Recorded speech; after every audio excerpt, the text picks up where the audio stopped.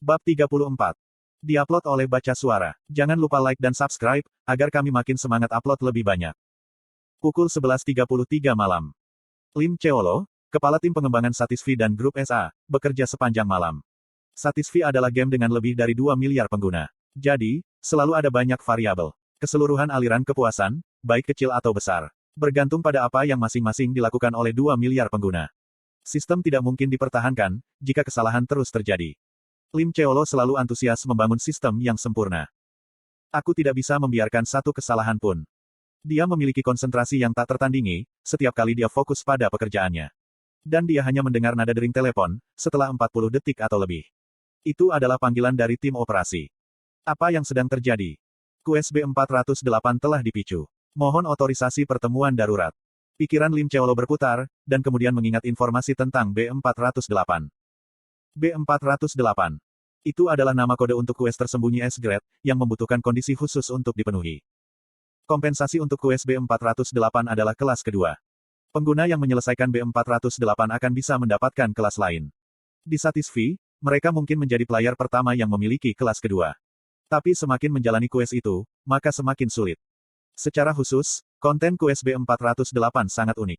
Karena, player harus terjebak di ruang tertutup selama 200 jam waktu Satisfy. Itu memiliki dampak langsung pada dunia nyata. Karena, player yang melakukan quest berada pada risiko besar, bisa menderita kerusakan psikologis yang serius. Salah satu alasan mengapa Grup SA memiliki izin untuk melihat informasi pribadi pengguna, dibuat adalah, karena quest seperti B408. Aku memberi izin. Aku juga akan pergi. Lim Cheolo segera berhenti bekerja, dan menuju ke ruang konferensi. Dia tiba di ruang pertemuan dan melihat dokumen. Itu berisi informasi tentang pengguna yang memicu quest. Luar biasa, orang Mongolia. Awalnya, Mongolia adalah negara terkaya nomor 10 di dunia dalam hal sumber daya. Tapi, di sana tidak memiliki teknologi untuk menemukan dan menggunakan sumber daya tersebut. Tapi, setelah melepaskan diri dari komunisme, pemerintah Mongolia menjalin hubungan diplomatik dengan banyak negara dan secara aktif menarik investasi asing langsung (FDI). Sejak itu, banyak negara dan perusahaan maju investasi ke Mongolia, termasuk pemerintah Korea dan perusahaan Korea. Mereka menyebut Mongolia, tanah kesempatan, dan melakukan investasi. Ada aliran besar modal asing masuk ke Mongolia. Namun, begitu rezim Mongolia berubah di tahun 2010-an, FDI mulai melambat. Karena, perubahan kebijakan yang cepat. Setelah bertahun-tahun, rezim berubah sekali lagi, dan para pejabat Mongolia mencoba membujuk FDI lagi. Tapi, banyak yang sudah kehilangan kepercayaan di Mongolia. Pada akhirnya, rencana pemerintah Mongolia tidak berjalan sesuai rencana. Dan Mongolia tetap menjadi negara berkembang, hingga tahun 2030-an. Tapi sekarang berbeda. FDI Mongolia direvitalisasi ketika ekonomi dunia berkembang pesat, berkat perkembangan teknologi yang pesat pada tahun 2040-an. Pemerintah Mongolia bekerja sama, dan melalui beberapa proses yang berhasil. Bangsa ini melangkah ke jajaran negara maju. Namun terlepas dari ini, temperamen penduduk nomaden Mongolia tidak berubah. Sebagian besar orang Mongol tidak bisa beradaptasi dengan manfaat baru, dan masih ingin berkeliaran di padang rumput. Alhasil, Mongolia menjadi salah satu negara dengan jumlah anggota Satisfy terkecil. Menurut statistik, lebih dari 60% dari total populasi negara maju, adalah pemain Satisfy. Selain itu, bisnis yang berhubungan dengan Satisfy menciptakan banyak pekerjaan. Namun di Mongolia, hanya 3% dari populasi yang bermain Satisfy. Bagi orang Mongol yang suka mengembara di padang rumput, tindakan terperangkap dalam kapsul kecil, tidak bisa diterima. 3% populasi adalah keajaiban. 25 tahun dengan nama Alun Batar, yang sulit diucapkan, adalah orator tingkat 127. Lim Cheolo sudah terkejut melihat orator level 127, kelas yang lemah dalam pertempuran. Tapi, dia tidak bisa percaya jika player itu adalah orang Mongolia. Leveling berdasarkan quest, dengan memanfaatkan karakteristik seorang orator, dia dapat memperoleh quest yang relatif sulit. Cara yang efektif untuk bermain. Ketika Lim Cheolo membaca dokumen, para eksekutif yang telah tidur di rumah, bergegas masuk untuk pertemuan darurat. Beberapa dari mereka mengeluarkan aroma alkohol. Lim Cheolo memperhatikan Yun Sangmin. Direktur Yun Sangmin terobsesi dengan kebersihan. Jadi, ini adalah pertama kalinya Lim Cheolo melihatnya dengan rambut berantakan. Aku pikir, kalian semua akan menyisir rambutmu. Bahkan, di tengah perang. Apakah kelemahan Direktur Yun adalah tertidur? Anggota dewan yang lain memiliki pemikiran yang sama, dan tertawa. Kita akhirnya menemukan kelemahan Direktur Yun. Haha, itu benar. Aku curiga, kamu mungkin robot yang tidak akan berdarah. Karena, luka-lukanya, untungnya, kamu manusia. Suasana meringankan beberapa kata dari Lim Cheolo. Eksekutif tertawa, benar-benar terbangun dari keadaan mengantuk atau mabuk. Kamu membuatku menjadi kambing hitam. Wajah Yun Sangmin memerah, saat dia memberi isyarat kepada Yun Nahi. Sepertinya, semua eksekutif berkumpul. Pernahkah presiden dan pejabat cabang Mongol berkumpul bersama? Ya, aku akan terhubung dengan mereka segera. Gambar 3D muncul di tengah meja bundar besar. Itu adalah penampilan manajer cabang dan eksekutif cabang SA Group di Mongolia. Mereka menyapa Lim Cheolo. Lim Cheolo melanjutkan pertemuan itu. Agenda pertemuan ini adalah untuk mengamankan keselamatan pengguna Mongolia, yang memicu QSB 408, yang disebut alun batar. Aku akan mempercayakan ini ke manajer cabang, Park. Manajer cabang SA Group Mongolia, Park Eun-hyuk. Dia sudah menyelesaikan persiapan, segera setelah dia mendengar, jika QSB 408 dipicu oleh pengguna Mongolia. Konten iklan. Aku telah melacak alamat IP alun batar, yang terhubung dengan Satisfy. Dan aku telah mengkonfirmasi, jika alamat dalam informasi anggota, cocok dengan tempat tinggalnya saat ini. Jika terjadi situasi darurat, pemerintah Mongolia akan bekerja sama dengan mengirim petugas medis dan petugas kepolisian. Akhirnya, selama QS, anggota tim keamanan akan mengamati alun batar secara real-time. Tindakan cepat dan efisien. Lim Cheolo mengangguk puas. Manajer cabang, Park Eun-hyuk, memberikan pendapatnya. Cabang Mongolia melihat QS ini sebagai peluang, dan bertujuan untuk menggunakannya sebagai pijakan ke pasar di sini. Aku akan membocorkan beberapa informasi QS ke media. Ini akan menjadi pengguna pertama, yang mungkin memiliki kelas kedua di Satisfy. Dan fakta jika itu adalah pengguna Mongolia, akan dilaporkan secara luas di seluruh media di seluruh dunia. Ini adalah penyebaran alami, dan orang Mongolia akan melihat salah satu dari mereka menjadi bintang global melalui Satisfy.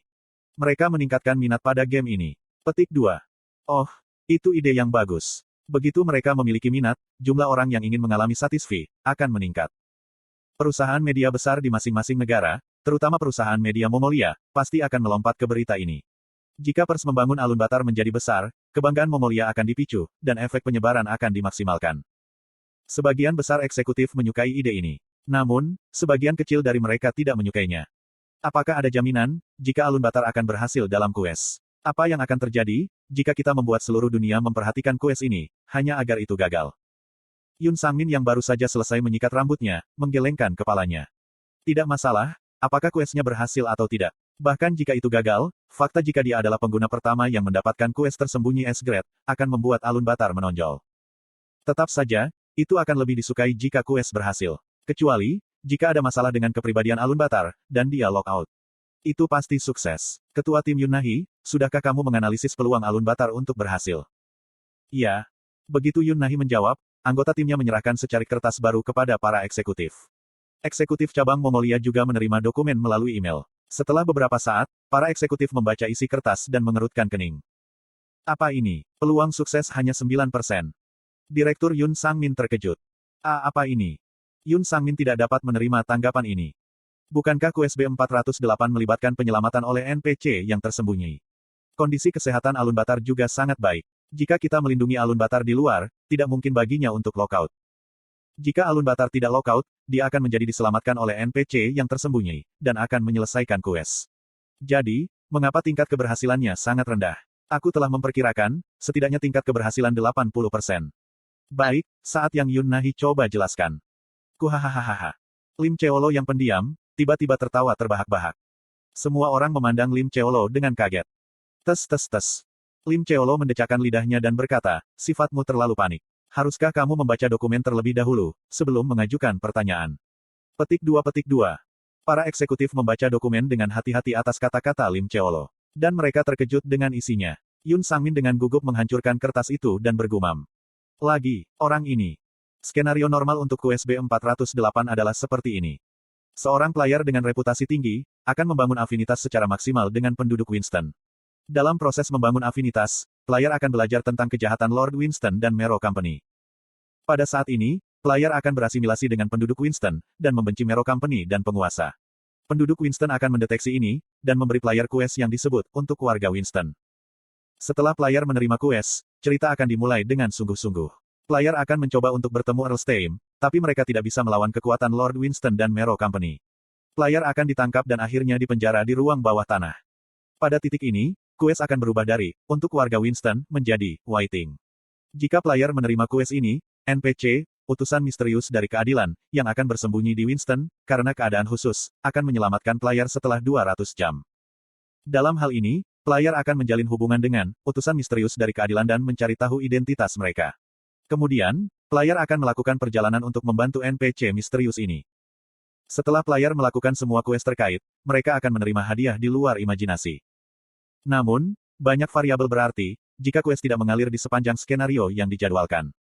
Variabelnya adalah alun batar berbagi informasi quest, dengan player lain. NPC, utusan misterius dari keadilan, yang direncanakan, menjadi invalid.